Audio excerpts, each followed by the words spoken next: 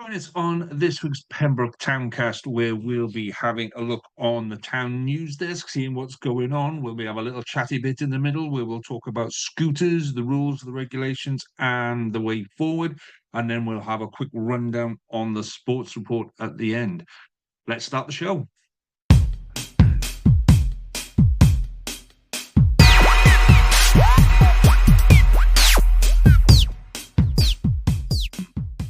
Hello and welcome to this week's edition of the Pembroke Towncast with me, Lee G, your one and only host at the minute. I am still looking. If anybody wants to join me, please do drop us an email.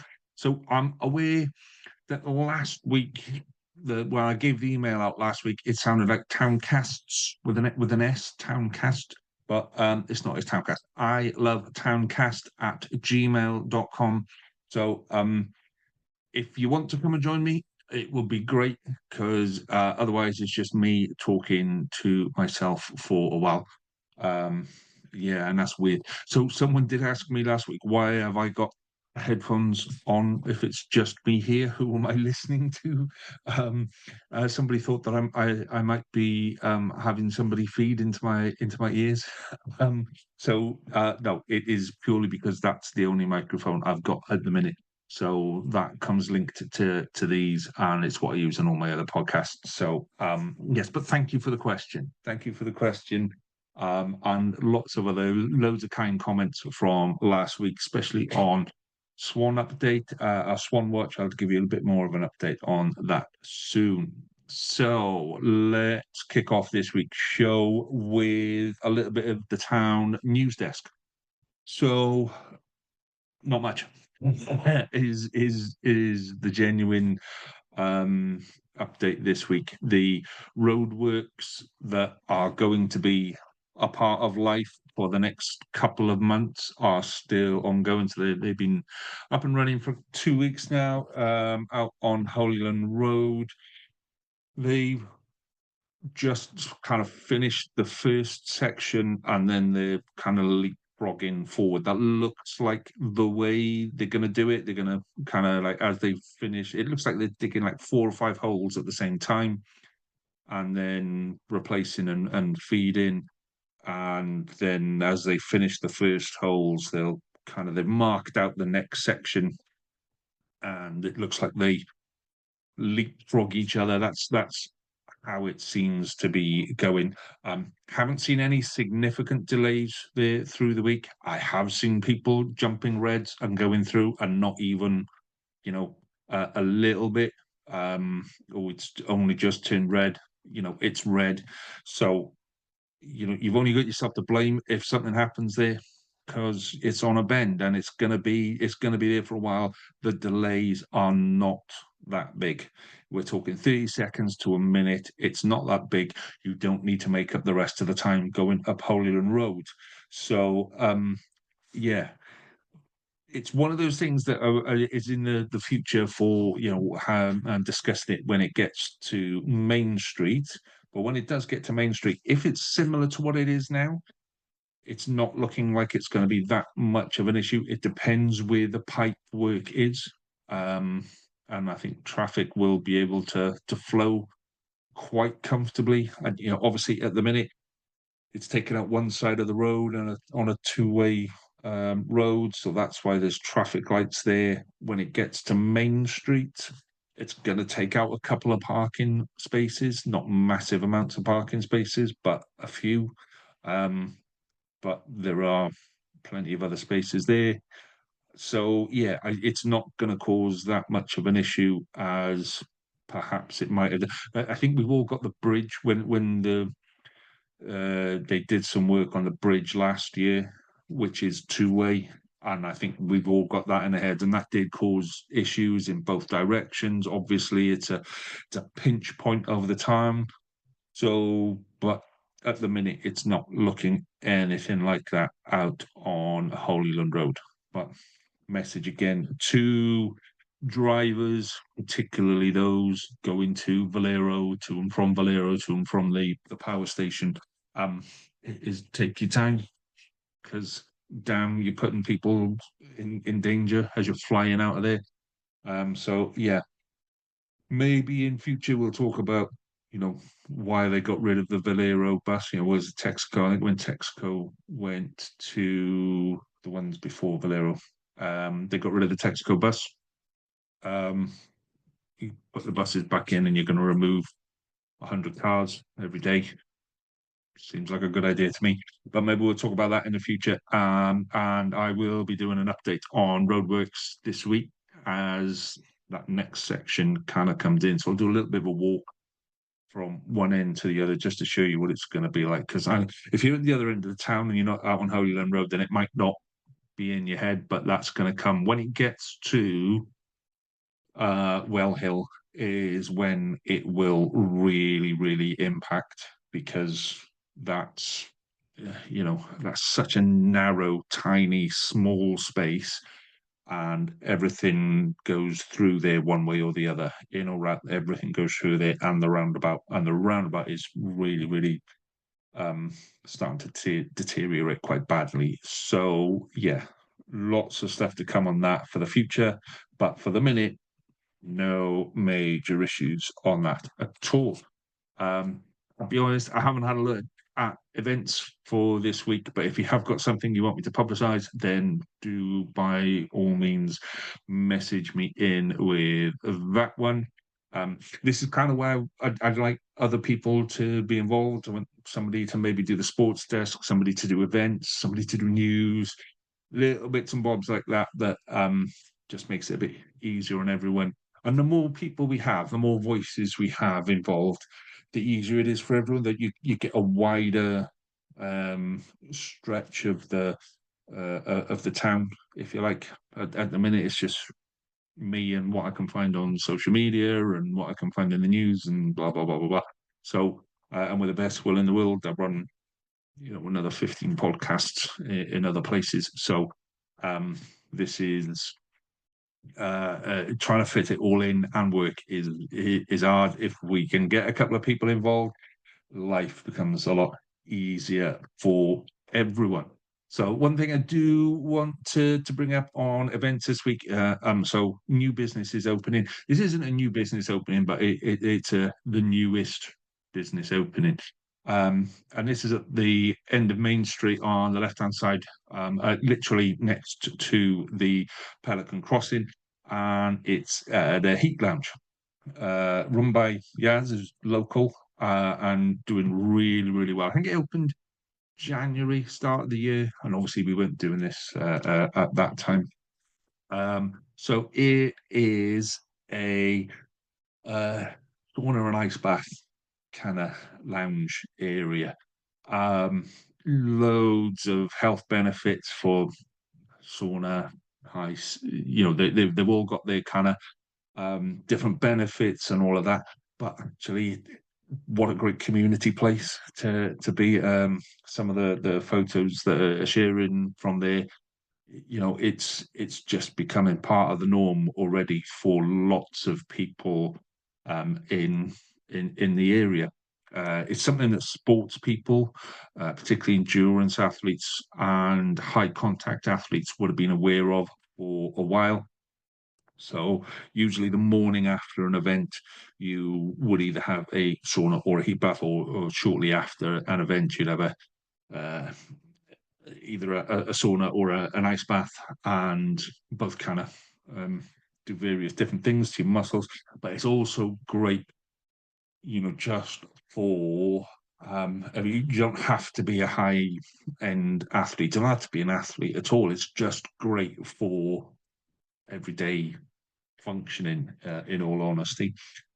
You do need to book with Yaz if you're looking. So the Facebook page is, I think I've shared it already, but I'll share it again. It's Heat Lounge, and that's got all the stuff to book, or on the outside of the building if you're walking past and you can't get in. There's a QR code, then just scan the QR code. You can book yourself a slot that way. So, yeah, best of luck to Yaz and the team in there. I know it's gone really well. So fingers crossed that will be a business to watch in the future, something that we're all going to be happy about. If you are part of a business in the town and you fancy a little bit of free promotion, then by all means get in touch. Let's have a chat. Let's see what you do.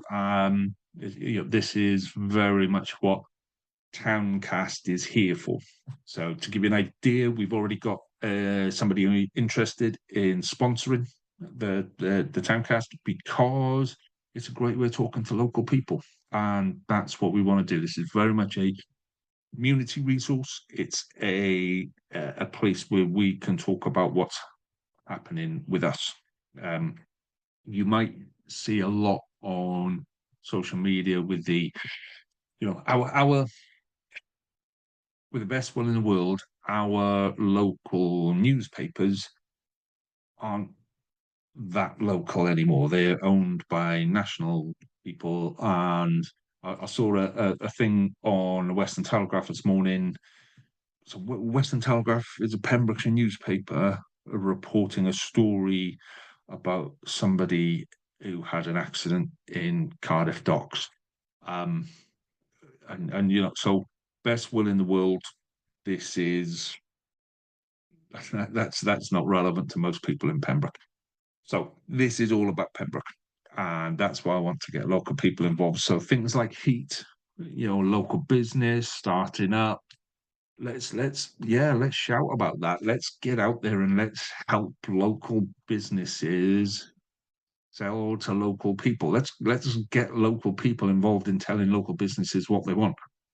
Let's work together to make the town a better place. Okay, so yeah, let's. I'm going to park that one there because there's loads of stuff on that I want to do in the future about community action, how we work as a community, what we can do as a community, what happens if we don't do as a community.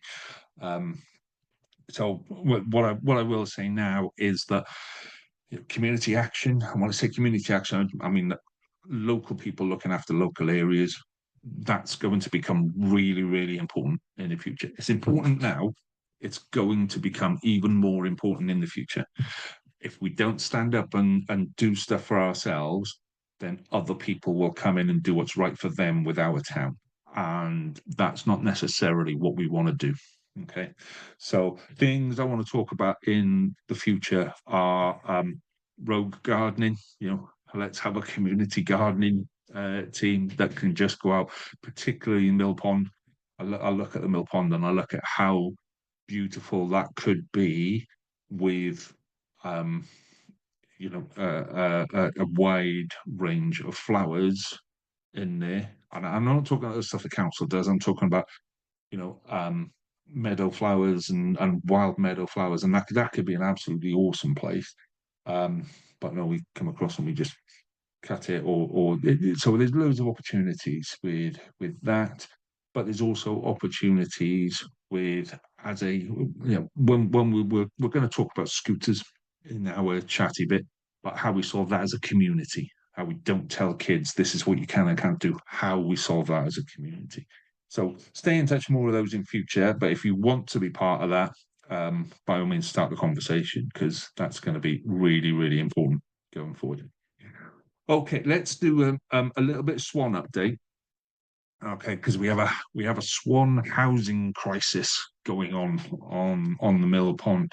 So what I do every week, usually Monday, Tuesday morning, I will just take a quick video of each of the sites where swans are nesting, and I've given them each name: A, B, C, D, E, F, potentially G this week. Okay, that's where we are.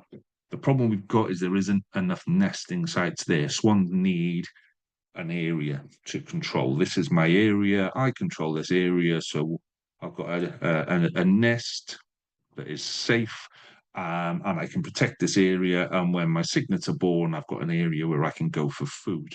Okay. Problem we've got at the minute is a lot of the areas that they used to use, we've got rid of. There's also some building work going on about halfway down on the other side, which looks like that might be impacting, or it's definitely impacting on where some swans were looking to nest, but it now might be impacting on where some swans are nesting. So have a look at this week's Swan update, Swan Watch, which I'm hoping to record on Tuesday morning, be out on Wednesday. Um, it's I haven't seen this many swans trying to nest for a long, long time. I've definitely got four sat on nests and incubating. They take about 35, 40 days of incubating. For the first two, we're definitely over 14 days into that. And some of the others were 7 to 8 days into that incubation period.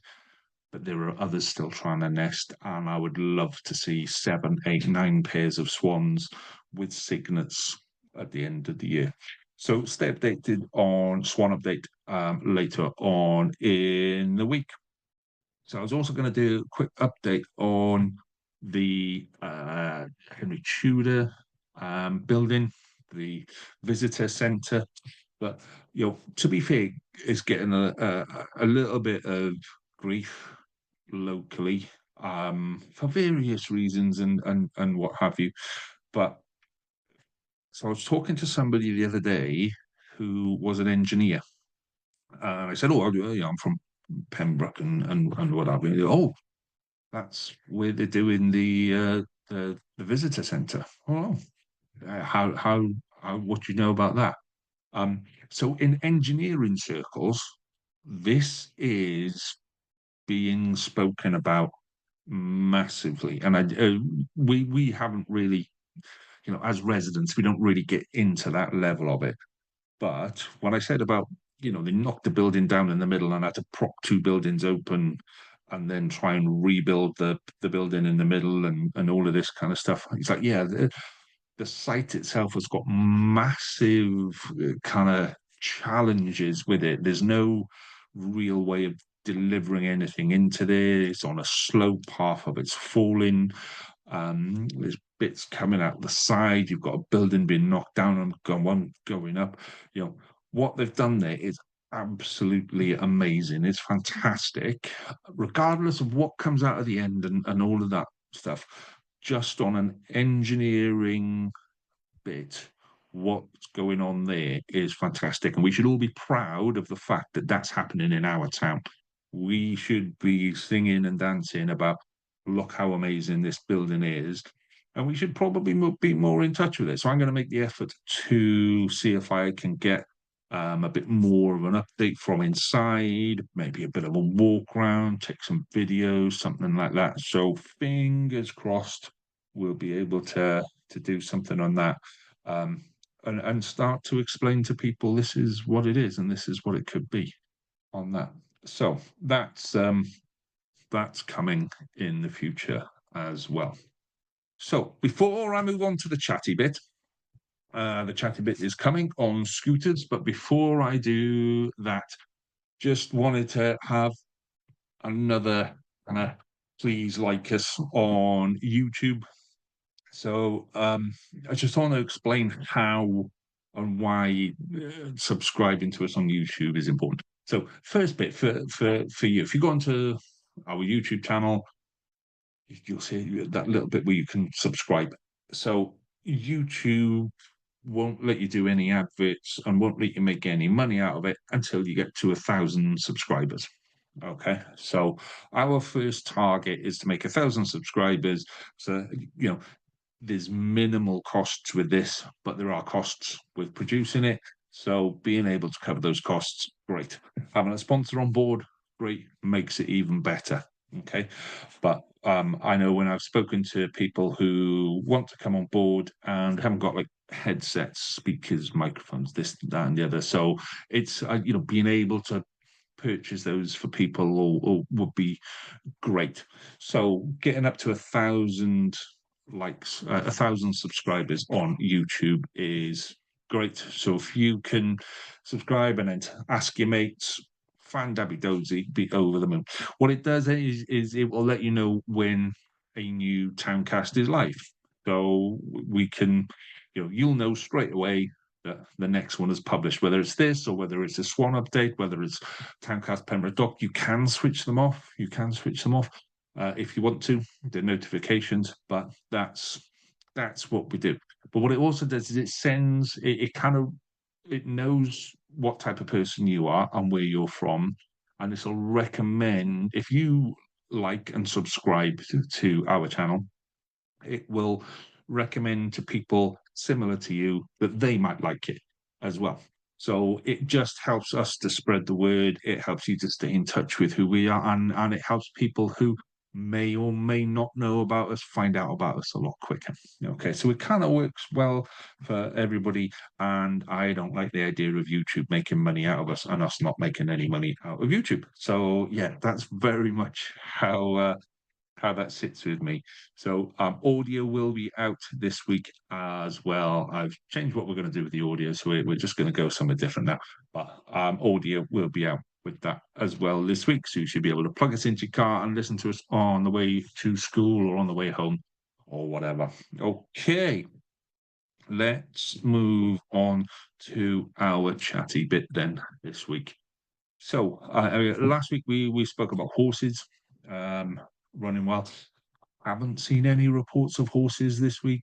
I I don't know. I think I saw one that said that they were loose up on Jackscombe Lane or something like that. But not really seen anything since then. I've seen two horses tethered on the hill that goes up on St Daniel's Hill, a bit on your right hand side as you're going up the hill over towards Orange Garden. So I've seen two horses there through the week, but they've been tethered. So no issues with that. I've not seen them coming loose at all. So this week's chatty bit is around scooters. Okay, so and this has been around a little bit this week. Okay, so here's what I'm going to do with scooters. Okay, I'm going to share my screen now. On this screen here. So this is the rules around scooters. So we're going to start with these are the rules. Okay, so we're going to look at what the actual rules are, why that's an issue, and then look at the solution. Okay, so stick with me through this because the solution bit is at the end. Okay, what this isn't is this isn't having a go at the kids who are out on scooters. What this is putting a couple of facts around the discussion for it. Okay, what are the rules? What are we allowed to do? What are they not allowed to do? Why is it? What are the dangers? What are the good bits? How do we move forward? Okay, so scooters are classed as powered transporters. Yeah. And with there's a whole load of stuff on here. You can see on the left hand side here about what all the bits and bobs around it.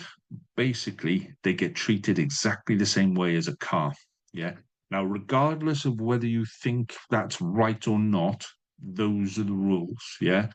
And the problem that we've got with them at the minute is they aren't regulated in the same way as a car is. So a car's got a number plate, and it's a very it's got the all the numbers that go with that car, so you can track it, you can trace it, and you've got to register and say you own that car. Anything happens to that car, you're responsible. Okay, e-scooters slightly different, but very difficult to register. They don't need to be registered. They don't have a um, a number plate or anything like that, and therefore they're legal.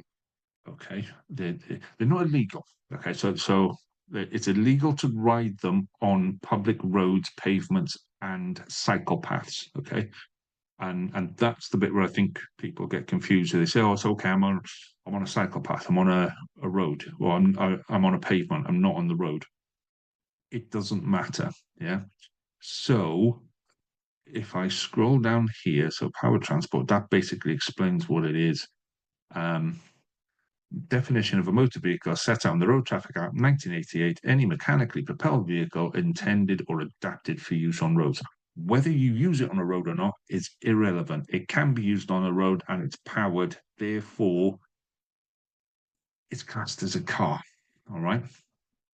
So there are a couple of areas of the country. I said a couple, there's about 15, 20 areas of the country where various things are being tested where you can use e-scooters on certain areas. There's like e-scooter routes where if you look at Main Street, so you would take out some of the parking bay and that would become an e-scooter route. These are mainly in big cities and mainly in pedestrian areas. Um, that's where people go shopping. People go shopping in pedestrian areas, so that's where these e-scooters tend to come in. Okay, so the rules around those e-scooters in the trial areas are very, very limited. So the vehicle itself needs to be tested. It needs to be roadworthy. It needs to be insured. You need to have a driving license, and you need to abide by the rules of the road when you are on the road. You need to have safety gear. You need to have a helmet. You need to have elbow and knee protection. You're not allowed a pillion passenger. All of these, and these are the trial areas that they're looking at. However, none of that applies to us because the rules for us are very, very clear and very, very simple. That you cannot ride these in areas. Okay, so can I ride them on pavements and pedestrian? No, you can't. Can I ride them in cycleways? No, you can't. Can I ride them on public roads? No, you can't. Where can I ride them? You can ride them in private, well, on private land where there is no public access with the permission of the landowner. Okay, so that all seems quite negative around that. This is the bit I wanted to look at down here. Can I be prosecuted for using a powered transporter? Okay. Yes, you can. Um, in the same way as if you drove a car across the commons, which people have done and have been caught and have been prosecuted. Okay. Um, that it's the same offence. So um, potential penalties depending on the nature and gravity of the offence. Okay, so it could be anywhere from a fine, penalty points, disqualification for driving. But if you're using them dangerously or under the influence of drink or drugs, you can be imprisoned.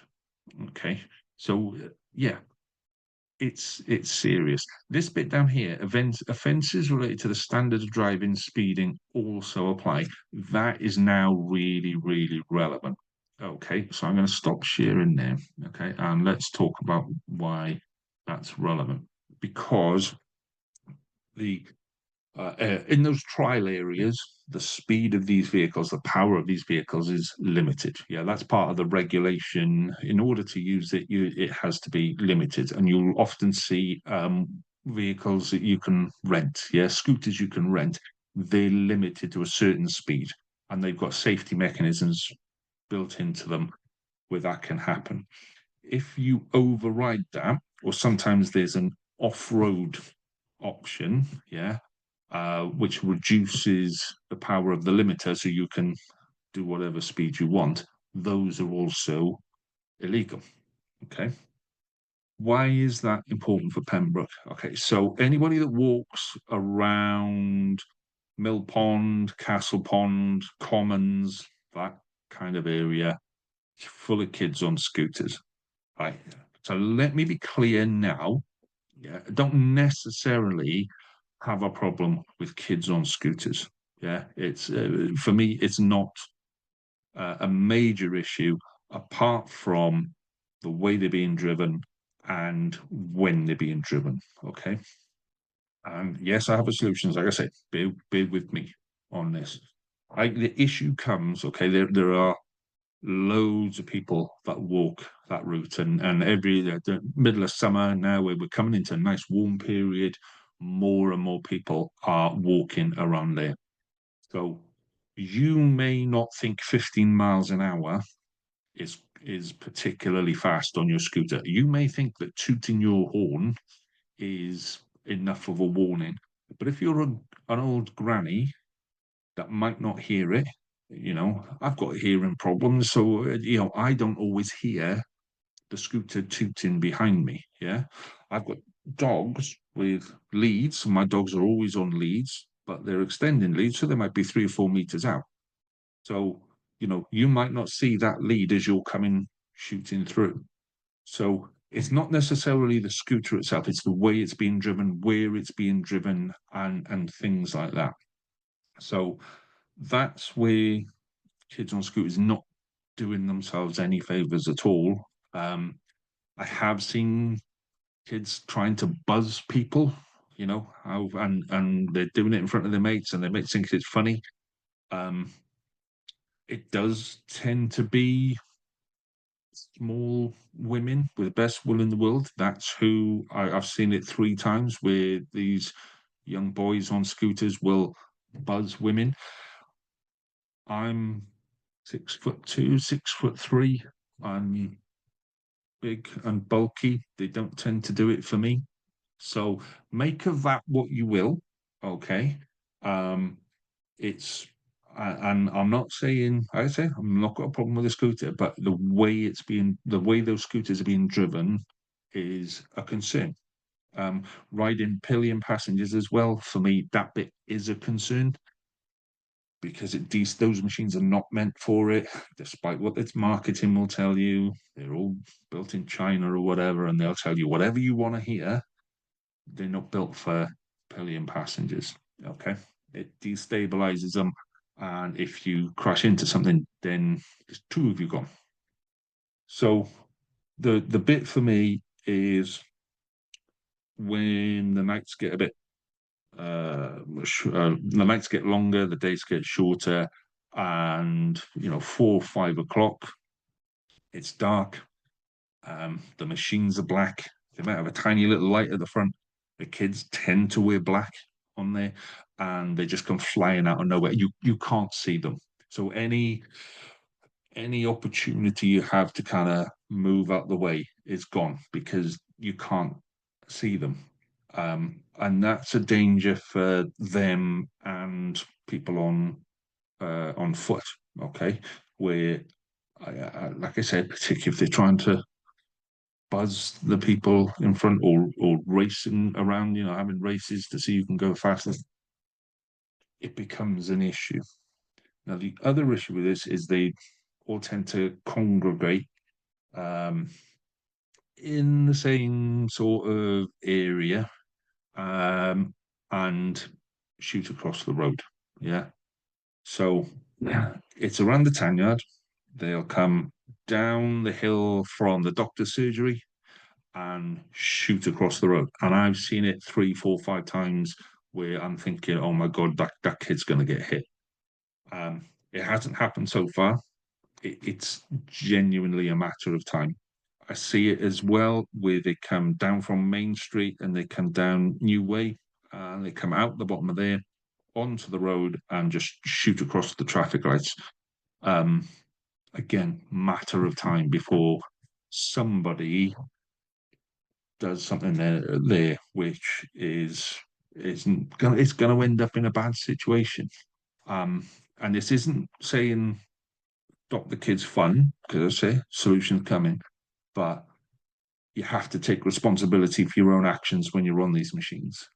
So you know that they're illegal, you know you shouldn't be there, but do yourselves a favor and act reasonably. If you're not irritating people and not buzzing people and you're not scaring people and you're not making people break because you cross the road and think that's funny, um, you won't get any grief off people.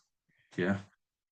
What I would say to them, to anyone riding them as well, when the commons is wet, if you're riding across the commons, when the commons is wet and you're leaving massive streaks in the soil, what you're doing is you're damaging the subsoil, and that makes it very easy to wash away.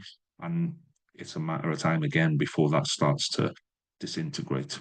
Okay, so do yourselves a favor, just have a think about how you are riding um, those scooters. Okay. So then the solution. What's the solution? What is the solution? Where do the kids go? Because you don't want to say to them, "Don't do it," because at least they're out. They're out the house. They're not on phones. They're not on computers. They're not sat around staring at the telly. They're out and they're engaging and they're they're in a group of friends, and at least it's a bit more social than sitting at home. So, you have to balance those two things with each other. Um, but they're still illegal.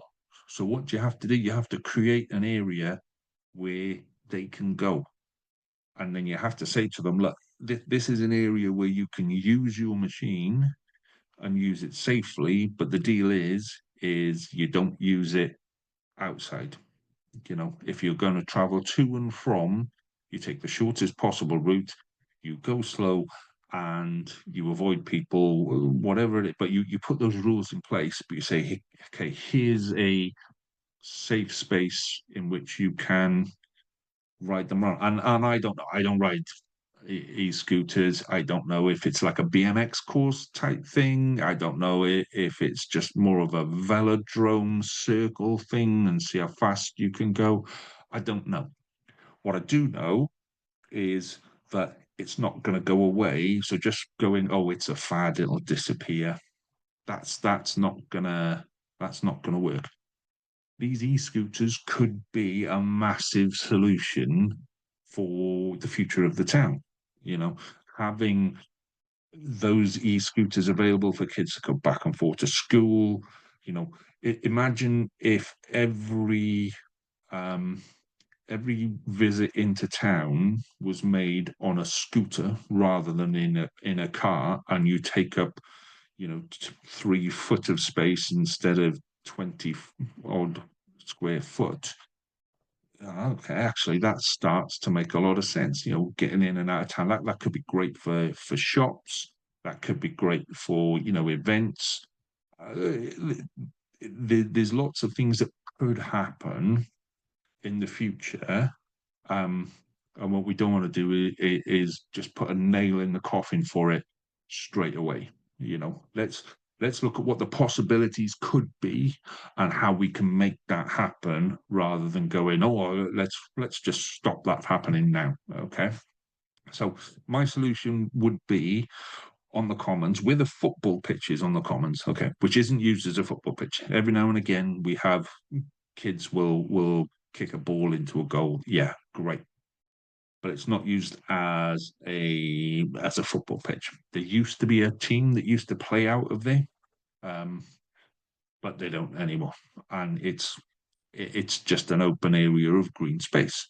So let's make that into a park area. We've got the kids play park over one side.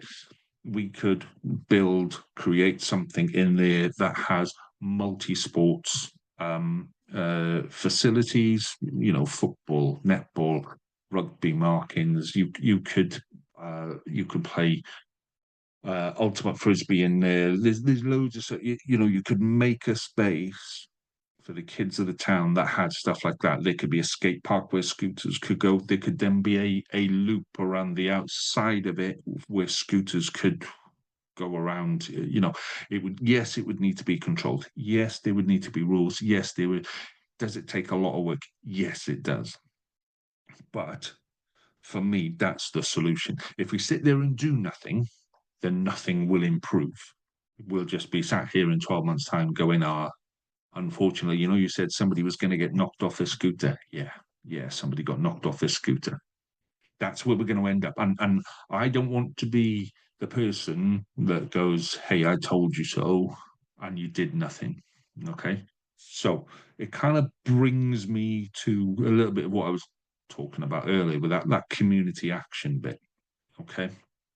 If you're a parent of one of the kids, or you're in a position where you can help on this, then go and make yourself known to the guys at the tan yard, and let's get a group of people together and go, right, okay, this is what we want to do. We could use that football area. We could put, it means digging a whole load of stuff up and what have you, but we could put an improved drainage underneath that would solve a load of the problems on the commons with drainage. Okay, so you could put a drainage sample, just a massive gap underneath it when it gets full bump, it fills, and then you pump it out later. Whatever. Okay.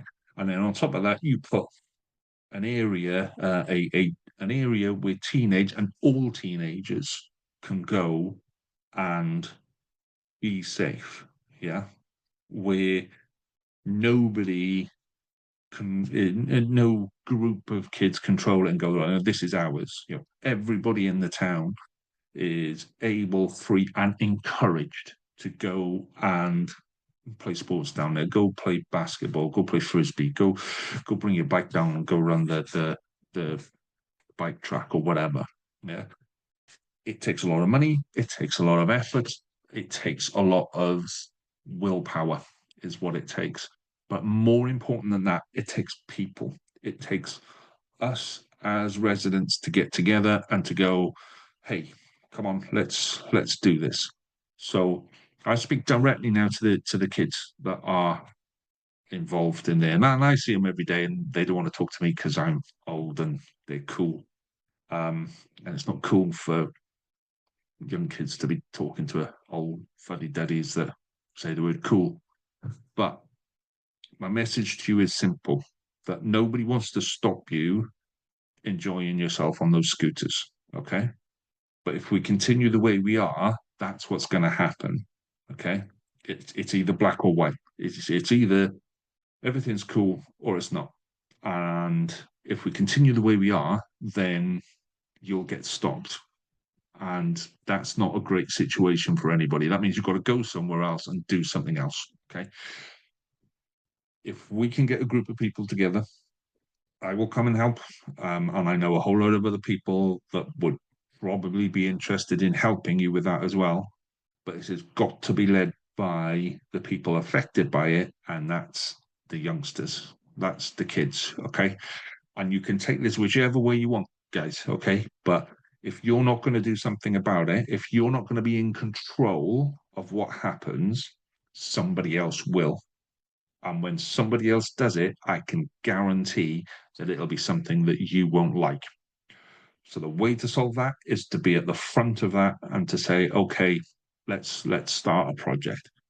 And I'm, 99% convinced that nothing will happen until you're no longer on your scooter. Okay, this is years down the line.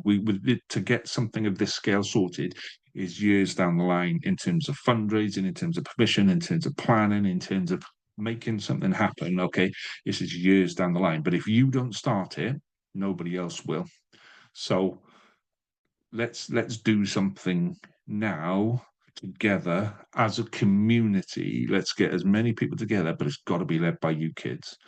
So next time you're at the uh, at the Tanyard, grab a couple of people around you and go, look, how are we going to make this happen? And have a chat to the leaders down there and ask the leaders to come and have a chat with me. And I will, by all means, I'll get you on and we'll have a chat about how we can make something happen, who we need to get involved, and how we do it. Okay.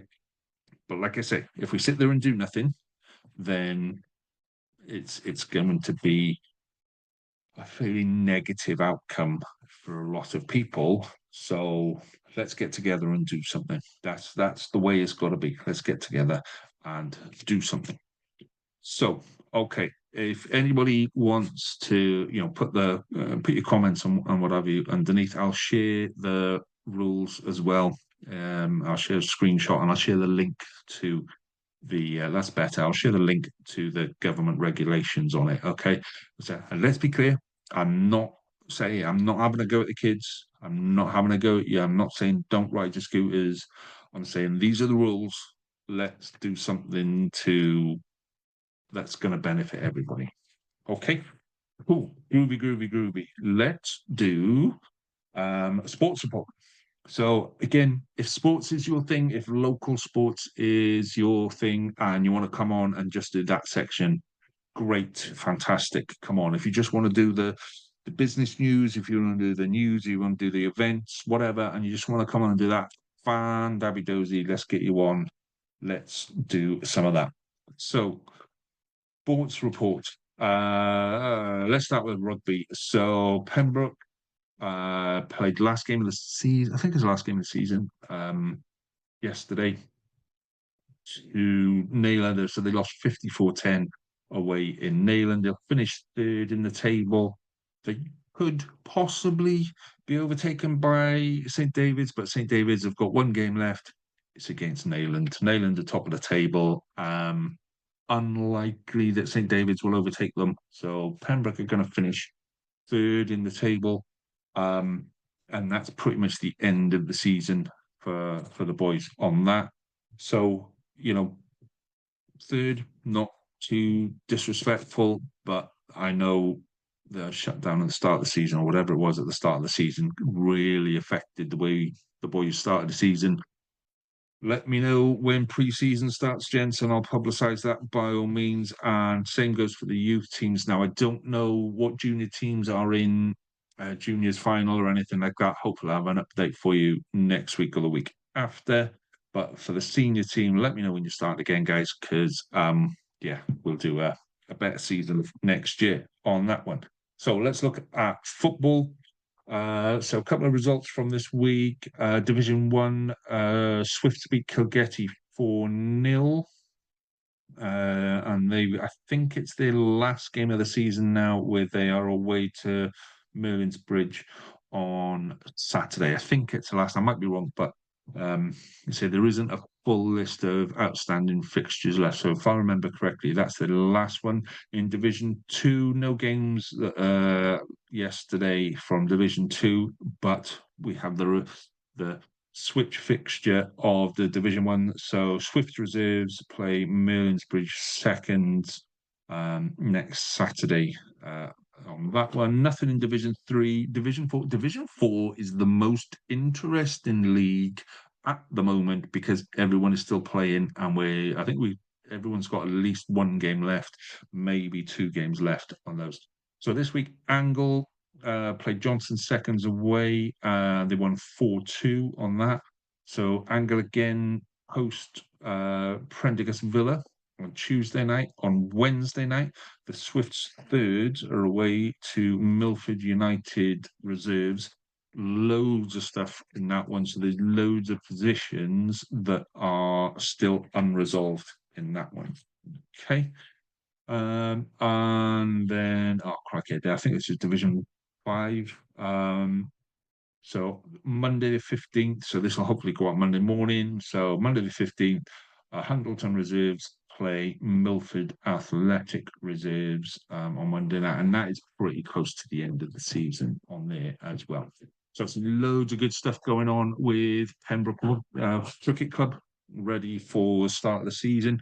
So the thing I'm liking about Pembroke Cricket, so full cards on the table. I played for the Dock when I was growing up. I hated Pembroke when I was growing up because way back then, they had a better ground. They had better coaches. Well, they had coaches. We had one guy that coached the whole of the junior section. It's different now. Don't get me wrong. The facilities at the Dock now are massively improved. The coaching is massively improved.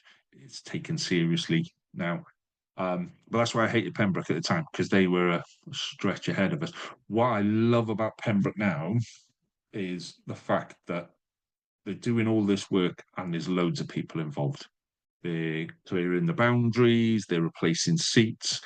Pavilions had a little bit of a lick of paint and an upgrade. The scoreboards in place, there's training happening. And it's very much, it feels much more community based than it used to. When I was growing up, it used to be very elitist. And if you were from the Dock, no matter how good you were, if you were from the Dock, you weren't really invited. I know some really good players from the Dock who did go to Pembroke, and they kind of didn't really acknowledge they were then from the Dock. That's all changed. That's very different to what it is now. It's very much a community club now, very much a part of, getting more people in. So hopefully I'll be, popping up to watch with the dogs on a Saturday afternoon in the coming weeks. And it should be good. So I'm really looking forward to the cricket season this year. It's It's one of those things that's sitting out on a Saturday afternoon, and you've got nothing else to do, and you just sit there and you can fall asleep and wake up, and the game's still playing, and you can still catch up with the game, and it's great. So, yeah, lots of good stuff to come from Pembroke. If anyone from Pembroke Cricket is listening, guys, let me know when your youth teams are starting. Let me know when training is and how people can get involved, and women's team as well. The women's team in Pembroke is very, very strong. So, yeah, let me know what's happening. Let me know what's going on. And if you want to come on, yeah, by all means, come on. Let's get you on here. Okay, I think that is it for this week. So, one final shout out for anybody that wants to be involved in Towncast. So, if you want to be involved in Pembroke Towncast, if Pembroke is your town and this is what you want to do, drop me a line and let's get involved. If you care about Pembroke Town, this is the place for you to shout about it. If you want Pembroke Town to be better and more welcoming and more prosperous and all of those things, this is the place for you to come and be a part of. If you happen to be traveling through Pembroke and you know you thought, oh, well, I'll just pop it on or whatever, and you're from another town and you want one of these in your town, let me know. I want Towncast to go firstly throughout Pembrokeshire, then throughout Wales, United Kingdom, and who knows the world. But it'll be all be based in Pembroke forever and ever on that. So yes, if you want to be involved, drop me a line. Thank you, as always, for listening and sticking with me for this long. I don't know how long I've been going. It feels like about 6 hours, but there we go. That's the way it is. Have a great week, everybody. I'll be back next week with some more information. Keep track on the Facebook page for Swan Watch and Roadworks update. And until next week, have a great week. All the best. Goodbye.